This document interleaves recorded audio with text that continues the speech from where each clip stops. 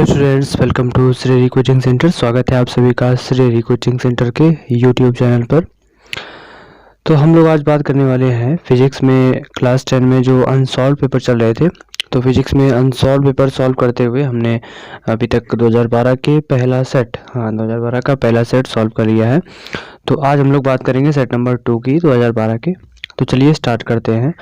पहला क्वेश्चन है, पेपर के बारे में बता दें आपको अगर, तो पहले के 4 आएंगे वो 1-1 नंबर के होंगे, और दूसरे के 3 आएंगे वो 2-2 नंबर के होंगे, और उसके बाद के जो 3 के 2 होंगे वो 4-4 नंबर के होंगे, और लास्ट क्वेश्चन जो होगा वो 7 मार्क्स का होगा। तो इस तरह से 25 नंबर हो जाएगा। तो देखते हैं पहला क्वेश्चन है, पहले का -5 डायोप्टर क्षमता के लेंस की फोकस दूरी क्या होगी। तो फोकस दूरी और क्षमता में क्या संबंध होता है, एफ बराबर होता है 100/p। तो 100/p कितना है, देखो 5 भाग कर दो तो कितना आएगा 20। तो फोकस दूरी कितनी आ जाएगी 20 सेंटीमीटर, माइनस का 20 सेंटीमीटर। अगला क्वेश्चन, स्वस्थ नेत्र के लिए दूरबिंदु। स्वस्थ नेत्र के लिए जो दूरबिंदु होता है वो होता है अनंत पर। अगर ये पूछता कि स्वस्थ नेत्र के लिए निकट बिंदु कहाँ होता है, तो वो 25 सेंटीमीटर पर होता है। अगर स्वस्थ नेत्र के लिए दूरबिंदु पूछा गया तो स्वस्थ नेत्र का जो दूरबिंदु होता है वो इनफाइनाइट यानी अनंत पर होता है। अगला क्वेश्चन, प्रतिरोध का मात्रक क्या होता है, प्रतिरोध का मात्रक होता है ओम। अगला क्वेश्चन, 1 किलोवाट घंटा में जूल। 1 किलोवाट घंटा में जूल होते हैं 3.6 × 10⁶ जूल। तो ये 1 किलोवाट घंटा में जूल होते हैं। अगला क्वेश्चन, प्रकाश का प्रकीर्णन किसे कहते हैं। देखो, प्रकाश का प्रकीर्णन क्या होता है कि प्रकाश के प्रकीर्णन के कारण सूर्योदय और सूर्यास्त के समय सूर्य लाल दिखाई देता है, बादल का रंग सफ़ेद दिखाई देता है। तो ये सब घटनाएं जो है वो प्रकाश के प्रकीर्णन पर आधारित होती हैं। इसमें क्या होता है कि जब प्रकाश किसी ऐसे माध्यम में होकर गुजरता है जिसमें बहुत ही सूक्ष्म आकार के कण होते हैं, तो प्रकाश का कुछ भाग सभी दिशाओं में अवशोषित कर लिया जाता है, एब्जॉर्ब कर लिया जाता है। तो इस घटना को ही हम लोग प्रकाश का प्रकीर्णन कह देते हैं। तो प्रकाश का प्रकीर्णन क्या होता है, लिखेंगे आप लोग कि जब प्रकाश किसी ऐसे माध्यम जिसमें अति सूक्ष्म आकार के कण होते हैं से गुजरता है तो प्रकाश का कुछ भाग सभी दिशाओं में अवशोषित कर लिया जाता है। यह घटना ही प्रकाश का प्रकीर्णन कहलाती है।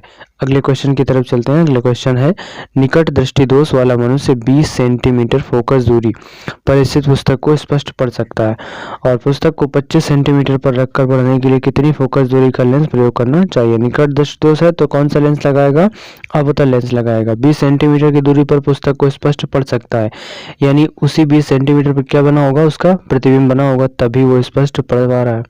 और फिर 25 सेंटीमीटर पुस्तक को रख दे तो अब की बार ये ऑब्जेक्ट है u बराबर -25। फोकस दूरी बतानी है तो लेंस के लिए फोकस दूरी का सूत्र 1/f = 1/v - 1/u। f निकालना है तो v कितना है 20, तो -1/20 माइनस रख देंगे यहाँ, तो माइनस प्लस 1/25। 20 और 25 का एलसीएम कितना आएगा 200। तो 20 दाम 200, 25 8 200, 10 से 8 घटाओ कितने आए 2, 2/200, 2 से काट दो कितना आ गया 100। तो जो इसकी फोकस दूरी आएगी उसको सीधा कर दो ऊपर, तो माइनस का आ जाएगा 100 सेंटीमीटर। और अगर लेंस पूछा गया तो लेंस कौन सा लगाएगा, वो अवतल लेंस प्रयोग करेगा। अगला क्वेश्चन, ओम का नियम क्या है। देखो, ओम का नियम क्या होता है कि यदि किसी चालक की भौतिक अवस्थाएं हो, जैसे ताप दाब आदि में कोई परिवर्तन ना हो, तो उस चालक के सिरों पर लगाए गए विभवांतर तथा उसमें बहने वाली धारा I का जो अनुपात होता है वो एक नियतांक होता है, V/I = R, और कह सकते हैं V बराबर IR। ये ओम के नियम का फॉर्मूला होता है। अगला क्वेश्चन, वायु के सापेक्ष जल कांच के अपवर्तनांक 4/3 और 3/2 है। वायु के सापेक्ष जल यानी AnW 4/3, कांच यानी AnG कितना है 3/2। तो जल के सापेक्ष कांच का मतलब WnG बताना है। प्रकाश जिस माध्यम में जा रहा हो वो माध्यम ऊपर रहता है, यानी कि वही ऊपर लिखते हैं हम लोग। देखो, जी कांच में जा रहा है तो कांच वाली जो वैल्यू होगी वो ऊपर लिखेंगे, AnG/AnW।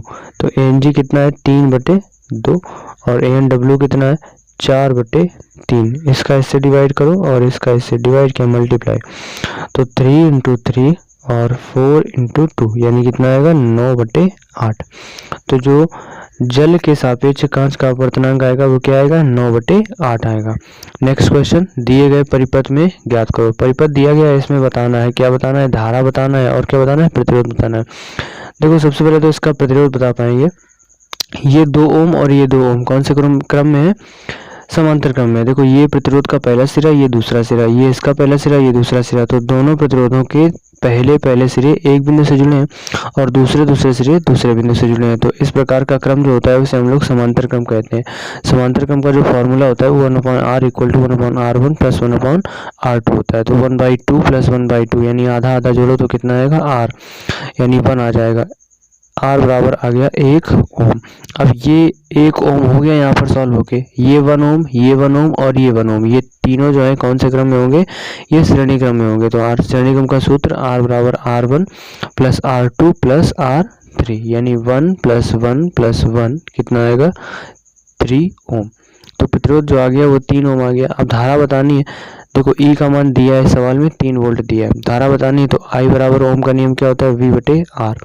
अब बैटरी के लिए होगा करंट तो E/R हो जाएगा। और E कितना है, 3, प्रतिरोध भी कितना निकाला है, 3, तो 3 से 3 कट जाएगा तो कितना आएगा, I बराबर 1 और मात्रा इसका क्या लिख देंगे, एम्पियर। 1 एम्पियर की धारा पूरे सर्किट में प्रवाहित होगी। अगला क्वेश्चन, किसी धारावाही चालक पर चुंबकीय क्षेत्र में लगने वाले बल का सूत्र।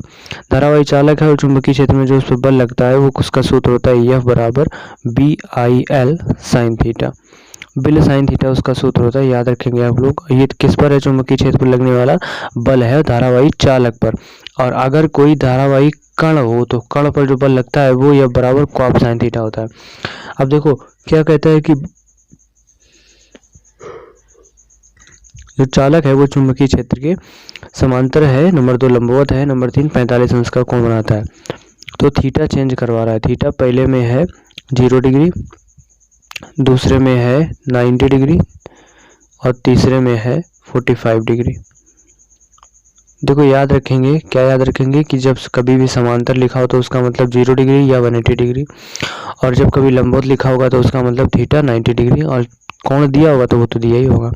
तो देखो इसी फार्मूले में रखते हैं। देखो साइन थीटा की वैल्यू क्या है, 0, तो BIL यानी बिल, और साइन 0 हो जाएगा, और साइन 0 का मान कितना होता है, 0, यानी बल जो लगेगा वो कितना होगा, 0 होगा। दूसरी बार में साइन 90 हो जाएगा, यानी F बराबर BIL साइन 90। साइन 90 का मान 1 होता है, तो इस स्थिति में जो बल होगा वो सबसे ज़्यादा मैक्सिमम लगेगा। और तीसरा थीटा 45 है तो BIL साइन 45 होगा, साइन 45 की वैल्यू 1/√2, तो BIL/√2 यानी जो बल लगेगा वो तब बिल बटे √2 न्यूटन का बल लगेगा। तो देखो इसमें जो F बराबर बिल साइन थीटा होता है धारावाही चालक पर लगने वाला बल, इसमें जो B है वो चुंबकीय क्षेत्र की तीव्रता होती है, और I धारा होती है, L होती है चालक की लंबाई, और थीटा होता है चुंबकीय क्षेत्र तथा उस बिंदु के बीच जहाँ पर चुंबकीय क्षेत्र निकालना है, चुंबकीय बल निकालना है, उसके बीच में जो बनता है कोण वो होता है थीटा। तो इस तरह से हमने ये सेट भी सॉल्व कर लिया। तो अब कितने सेट हो गए हैं, 2012 के 2 सेट हो गए। अभी इसमें 5 सेट और बचे हैं। तो चलिए फिर इस वीडियो में इतना ही, मिलते हैं हम लोग नेक्स्ट वीडियो में। तब तक के लिए जय हिंद, जय भारत।